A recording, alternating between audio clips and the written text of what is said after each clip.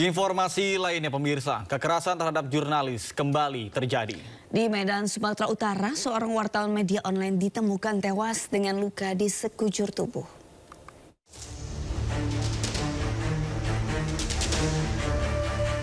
Seorang jurnalis media online di kota Medan, Niko Saragih, tewas dengan sejumlah luka di wajah, tangan, dan kaki.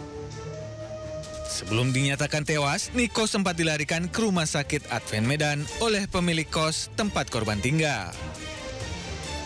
Pria yang tinggal di Jalan PWS Medan Petiasa ini ditemukan tak sadarkan diri di kamar mandi oleh teman wanitanya. Ibu korban menduga kematian anaknya diduga tak wajar karena ada sejumlah luka di tubuhnya. Tidak percaya kami itu, tidak percaya kami, pasti ada kekerasan itu. Sementara itu, polisi masih menyelidiki penyebab kematian korban dan menelusuri indikasi kematian tak wajar dengan memeriksa sejumlah saksi. Untuk kali itu kami masih mendalami, kami masih melakukan penyelidikan. Saat ini jenazah Niko Saragih diotopsi di Rumah Sakit Bayangkara Medan. Dari Medan, Sumatera Utara, Aminur Rashid, iNews melaporkan.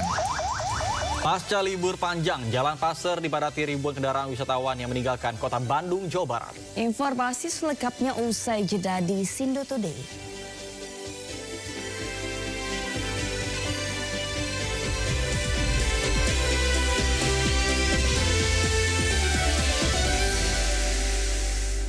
Pemirsa, seorang konten kreator di Bogor mendapati paket berisi kepala babi di depan rumahnya. Peristiwa yang diduga sebagai bentuk teror itu kini tengah diselidiki pihak kepolisian. Assalamualaikum warahmatullahi wabarakatuh. Peristiwa tersebut terjadi pada Jumat sore. Mulanya korban mendapatkan kabar dari temannya bahwa terdapat paket di depan pagar rumah. Karena korban menganggap paket itu mencurigakan, korban pulang dengan mengajak satpam dan polisi setempat untuk mengecek isi paket. Korban pun mengaku terkejut paket yang ditujukan kepadanya berisi kepala babi. Sebelumnya, konten kreator dengan akun @walikonten ini aktif bersuara soal demonstrasi dan tuntutan rakyat atas kondisi tanah air saat ini. Nah, karena gue nggak berani pulang, dan ketika pulang paketnya ada di depan pagar. Aneh banget, biasanya paketnya itu ada di dalam, nggak tahu dilempar atau mungkin bisa juga dititipin sebenarnya, tapi ini mah paketnya malah ada di luar pagar. Nah, karena gue nggak berani buka itu isinya apa karena ini mencurigakan, akhirnya gue nelpon pihak aparat terkait gitu, pihak kepolisian, dan juga gue ngehubungin beberapa orang-orang yang bisa untuk datang, termasuk Bapak Satpam juga gue undang untuk datang ke situ untuk ngecek. Lalu akhirnya kita cek lah itu, hujan cukup besar, akhirnya cek dan gue yang ngecek sendiri, gue yang gunting, tapi disaksikan oleh pihak security dan juga pihak kepolisian. Babi ini, Pak. Dan ternyata ketika dibuka isinya kepala babi. Pemirsa, kuasa hukum Del Pedro Marhen, Direktur Lokataru Foundation, yang ditangkap polisi karena dugaan penghasutan dalam unjuk rasa meminta penangguhan penahanan bagi kliennya. Tim kuasa hukum juga meminta penjelasan soal barang-barang yang disita dari hasil penggeledahan kantor Lokataru Foundation dan rumah Del Pedro.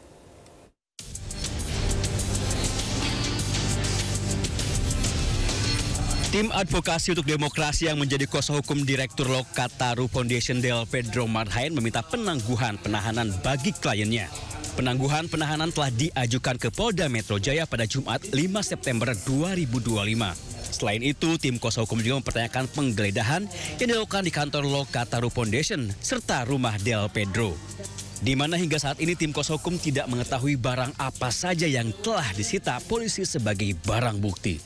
Prosesnya sedang berjalan, klien kami itu sudah ditahan di rutan Polda Metro, dan kemudian ya kami berinisiatif dan sudah mengajukan, kita sudah mengajukan penangguhan penahanan kepada klien kami, dan mungkin kami juga merencanakan untuk melakukan upaya-upaya advokasi dan langkah-langkah hukum konkret, misalkan mengajukan pra peradilan dan lain sebagainya macamnya.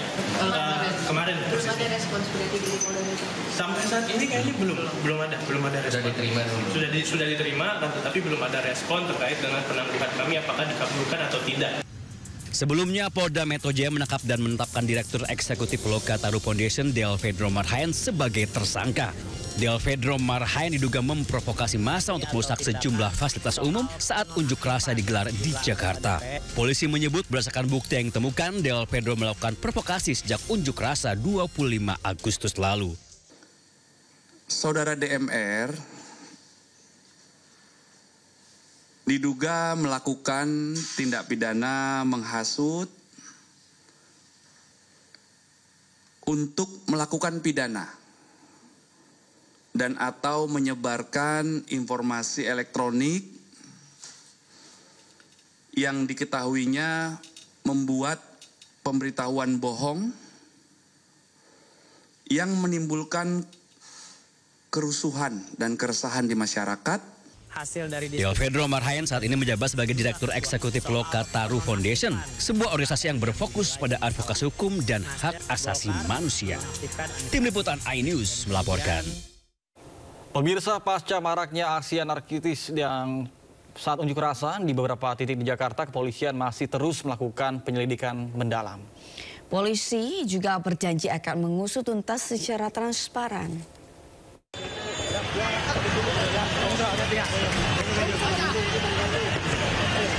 Pasca maraknya aksi anarkistis pada saat demonstrasi di beberapa titik di Jakarta, kepolisian masih terus melakukan penyelidikan mendalam.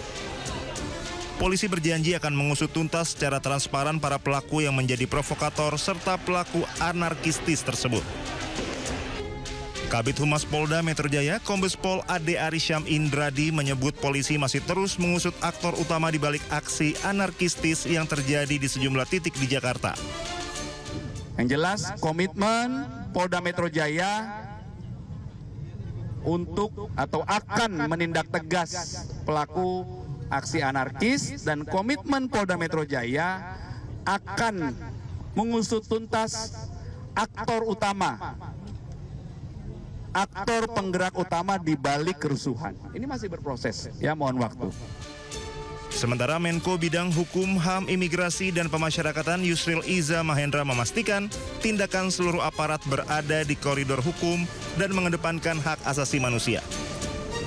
Pemerintah juga menjamin kebebasan berpendapat masyarakat. Yang mengkoordinasikan di bidang hukum dan HAM untuk memastikan tindakan seluruh aparat penegak hukum itu berada di koridor hukum dan mengedepankan hak-hak asasi manusia. Dan ini juga ditekankan oleh Pak Presiden, jangan sampai ada satu tindakan itu di luar dari koridor hukum yang berlaku. Rakyat tidak perlu merasa takut, merasa khawatir, ya, karena pemerintah menjamin kebebasan masyarakat untuk rakyat untuk menyampaikan aspirasinya, menyampaikan pendapat, ungkapan perasaannya melalui unjuk rasa sepanjang itu dilakukan dengan damai. Hingga kini, polisi telah mengamankan 43 tersangka yang terlibat dalam aksi anarkis tersebut dan masih melakukan pemeriksaan terhadap puluhan tersangka tersebut. Tim Liputan iNews melaporkan.